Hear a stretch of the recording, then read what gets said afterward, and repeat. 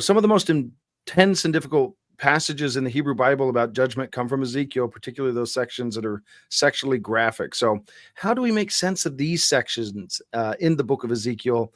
And why would something like this be in the Bible, in a prophetic text? Maybe talk to us about this sometime. This is challenging. Mm-hmm. The first thing I want to say is I love the fact that Ezekiel does not water down the offensive nature of sin. Right.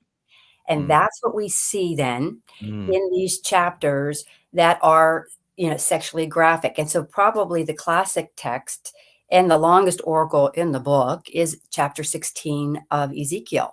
And in my outline of the book, I title this The Vile Prostitute, because it's really talking about how Israel broke her covenant with God. And so Ezekiel, of course, is equating it to breaking the bond of marriage. And he is highlighting their unfaithfulness. So religiously and politically, they have compromised. And so the language that Ezekiel uses to show the depth of this compromise, which is idolatry, is adultery and prostitution. Wow.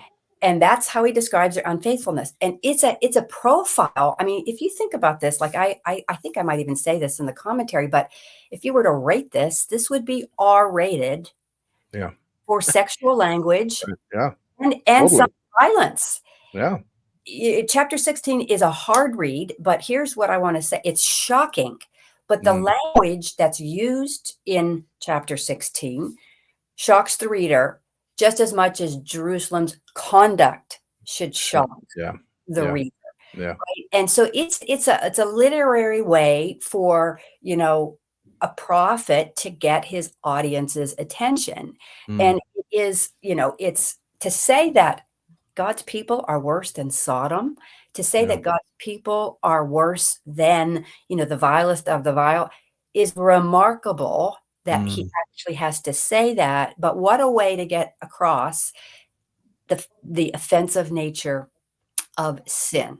And he doesn't water it down. And I think it's good for us to read that, actually, because we tend, don't we? I think we tend to sometimes water down sin, and we think, just the love of God, and we really think of how this offends God.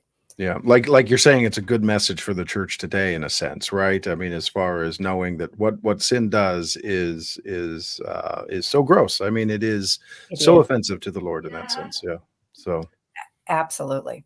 Yeah, that's so helpful. And sometimes it just feels easier to avoid difficult passages, but there are times where we need to face the reality of how intense things are. I compare this a little bit. My wife really likes World War II, Holocaust time period things. And there are certain points where I'm like, I don't want to watch another Holocaust thing right now, but we need people to accurately and even sometimes vividly portray what happened. And so the same, I guess, could be said with what Ezekiel is doing here, that sometimes we need to be very accurately vivid about the reality of the situation of sin. And, the thing is, modern commentators, like I was actually asked to, what the word I would use is to rephrase some of my commentary on these difficult passages so that I might be able to better relate to the audience. And I actually said, if I did what you're asking, I wouldn't be true to the biblical text because Ezekiel doesn't water it down. And so I actually didn't make the changes because I just felt like I needed to be true to the text for us to just kind of stand at attention and go, whoa, this is yes. Yeah. Well, and thank you for doing that, because it shows how faithful you're being to what we call, for our listeners, what we call the locution and the illocution. You're really bringing the authorial intent out of the text and letting it have its sort of perlocutionary, its effect upon the reader that the author wants it to have.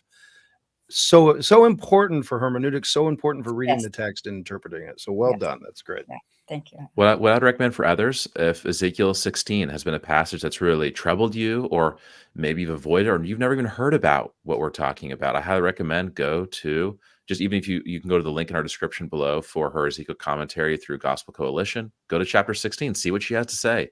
She does a really good job with that.